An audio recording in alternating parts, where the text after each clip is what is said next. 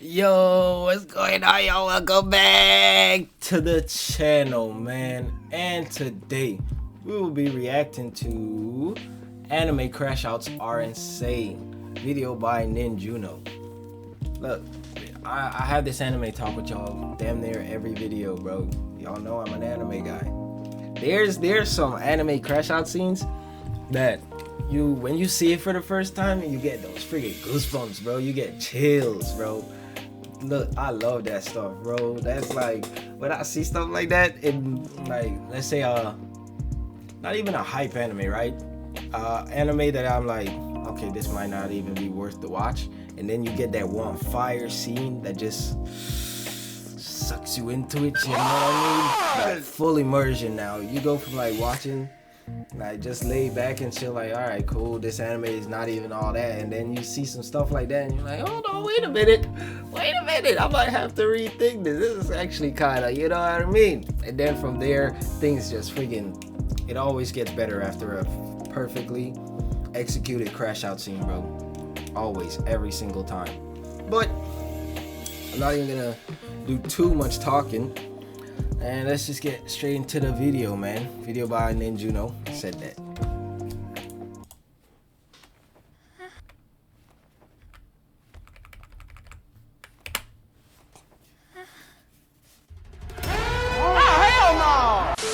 Crashouts are an inevitable event to everybody in life. Whether it's rage baiting someone into crashing out, witnessing someone crash out in public, or be the person that is crashing out, we've all seen it happen. Especially in anime, where motherfuckers will take the term crashing out and push it to its utmost limit. So today, we're gonna be talking about a few different anime clips that just show how anime crashouts need to be studied in Oh my goodness, bro.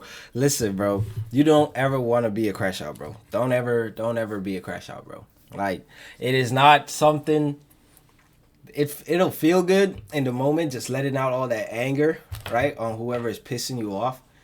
But then you'll feel real bad because of the amount of damage you're gonna do to them, bro. Like, what? And some people, they be risking their whole health just to crash out, bro. I promise you, it's not worth it, bro. Why does this camera look crooked? What are you doing? Anyway, yeah. Damn lab, because we need a better word for these motherfuckers other than crashing out to describe the most absolute heinous displays of behavior I've ever seen. First crash out we gonna talk about is actually pretty recent. We got Rudo crashing out on Amo from Gachi Akuta. Now, this anime, bro, when I saw this anime cover on Crunchyroll, when I was just like scrolling through to see what anime I want to watch, and I saw this, I was like, all right, cool. I'll give it a check. I clicked it. Animation style was different, right? I like how they drew and colored his eyes and stuff like that. You know what I mean? The shading of his hair, all that shit, bro. Like, the animation style is fire, bro. It's nothing crazy, exciting like, you know, your JJKs or the Attack on Titans or none of that stuff, but it's still fire, bro. I'm very much so enjoying this anime, and I think it's coming to an end pretty soon, actually. At least the first season, right? If it hasn't already, I don't know. I'll go check that after I finish recording. But listen, bro, if you haven't seen this anime, bro, go watch it, bro. This anime is fire, bro. Y'all need to watch this, bro. I promise you, you're gonna enjoy it. now before we get to the actual crash out, y'all need to understand what led up to it. Since the very first episode of Gachi Akuta, Rudo had some well-established trauma because of homegirl over here, Chiwa, who he used to have feelings for, but when he was accused of murdering his adoptive father, she deadass switched up on him the second bro was gonna get Lion King and thrown into this pit. Safe to say, he has some pretty bad memories of his hometown and this girl. So Rudo and the cleaners run into Amo, and she was putting them under some insane manipulation tactics with these stank ass boots she wore. Nah, like, I'm being for real. It stench deadass puts them under a hypnosis, and this hypnosis basically makes them think Amo is this person that they used to care for in the past. Keyword used to. Inadvertently make shoot, I should have put a spoiler alert warning, cause oh yeah, spoiler. Shut your bitch ass up. You know what I mean? It's too late now, bro. You already committed, so you might as well just commit, bro. The ones who fell under the hypnosis protect her and attacking the other cleaners who weren't hypnotized. And guess who Rudo saw when he was under the hypnosis? Yeah, homegirl Chiwa. And bro, Rudo seeing or being reminded of his past with Chiwa is like when a bull sees the color red. This motherfucker just flips out. Unbeknownst to everyone, this hypnosis was the ultimate rage bait for Rudo. Thankfully, this dude Tammy whips out his little weird ass trinket which restrained them and managed to snap them out of the hypnosis. And after all that, they learned how to counter Amo's hypnosis, and Engine yanked her stank ass boots away so she couldn't use them anymore. Ayo, but keep this dude Engine. Why the fuck are you smelling them shits? This down badass dude, bro. She wasn't wearing socks with them shits either. Ah, hell no. Anyways, Rudo finally gets up and without saying anything, just takes his mask off. So almost started taunting his bitch ass, saying he wanted more of that boot stench, which was quite literally the dumbest thing she could have done in this situation. She clearly could not see the danger because look at this motherfucker Rudo eyes, bro. Bro has the exact same eyes when Yuji left, right, goodnight Itadori was walking down Mahito. Amo taunting this dude after bro just saw his entire reason for hating might as well be her stealing her fate. This shit was about to end badly because all Rudo does is walk up to her without saying a single word, cocks his arm back. Everything slows down, and this is where I genuinely thought the rest were about to step in and make sure none happened. But then he just proceeds to just clock her ass square in the jaw, and everybody is genuinely befuddled by this shit because they literally saw the reincarnation of Chris Breezy just get summoned within Rudo. And you know the crazy part? He didn't even stop there. So after the first punch, Amo was seeing straight stars, completely in shock that a guy dare sock her ass. Then it just he the BTA, bro. Fuck, never mind. Fist to face, nigga. That boy was just straight demon. Look at this frame right here, bro. Look at this frame right here. Straight demon timing, bro. He was not playing with this chick. Equal rights, equal fights, bro. He put hands on her. So bad afterwards, but he put hands on her, boy. What? Holy fuck. I watch this like, damn, I feel bad for Shorty, bro. God damn, bro. Ref, somebody get the ref. Stop him. Yeah. Listen, man. Bro, go watch the anime, bro. I promise. Cuts to Rudo and bro, are we sure this dude is on the side of good? Like, this is the type of face you make when a player sells your parlay. Like, bro, that is a different type of rage, bro. And then this dude Rudo literally got on top of her and was pulling straight combos on her ass. He wasn't stopping. Like, bro, where are the refs? Please do something about this shit. This is not fair. This was the equivalent of going 100% on your little brother in a fighting game after he calls you ass because he took a stock off you. Straight belt to ass. And then these fake ass refs want to go up and pull him off her when she already sleep. And then go, yo, bruh, she's just a girl. Chill. You ain't gotta do all that. Like, twin, if you really didn't want him doing all that, you would have stopped him after he threw the first haymakers. No, they could have stopped him before he threw the first one. If you see, bro, if you see your mans just like ring that shit all the way back, bro, he brought that shit all the way to the back of his mother freaking head. If you really didn't want him doing all that, you would have look. Okay. Stopped him after he look. God. Damn, that impact is crazy. But this nigga's whole ass arm was all the way back here. You telling me you couldn't have stopped him before that freaking tension was released, bro? Like, no, they're fast enough. They are fast enough, and they are strong enough to stop him way before that ever had to happen. They wanted it to happen, bro. They wanted her to get a little bit of payback that they didn't want to dish out themselves. You know what I mean? So hey, that's what I think, at least, cause she was fucking with them niggas, boy. What? I wouldn't say I would do the same thing, but I wouldn't stop my homie if he was doing the same thing. At least not until it starts getting excessive, at least. Cap. The first haymaker. Stop lying. These motherfuckers were probably hitting the speed, trying not to laugh face, see Rudo crash out on this girl if he did for real. Nah, but in all seriousness, Rudo is still on some bullshit because he proceeds to say that the fact she's a girl ain't mean shit to him because she almost killed them and toyed with their emotions and shit, which, although not completely justified, I guess I get where he's coming from. That Engine was saying, alright, bro, that's cool and all, but how we getting any info out of her? And that's when Rudo realized his dumbass put to sleep the only person that had the information that they were looking for. And Engine, knowing that Rudo realized he kind of fucked up, had a little mentor and student talk. And bro, all I gotta say is this dude Engine ain't shit, bro. When Rudo was expressing how much he hated acting like a dumbass, you wanna know what this dude said in response? I like hot chicks. Like really hot chicks. Is this nigga serious? Like, bro, Tato Chip, what are we talking about? Anyways, that's the end of Rudo's Crash Out. Genuinely one of the craziest ones to come out as of recently. But this next Crash Out we gonna talk about will probably go down in history for one of the most OD and most iconic Crash Outs of all time. We have Gon versus Pito from Hunter x Hunter. Now, I talked about Kilo. Smell that a mile away, bro. Crazy frame. I could smell that a mile away. This is a child. A mile away, bro. If you can never talk about crashing out and not bring up Hunter x Hunter, bro. You can't. There's been so many moments that have shown you in that anime. Oh my god, that's such a I love that anime, bro. I might rewatch that for the shits and gigs, bro. Like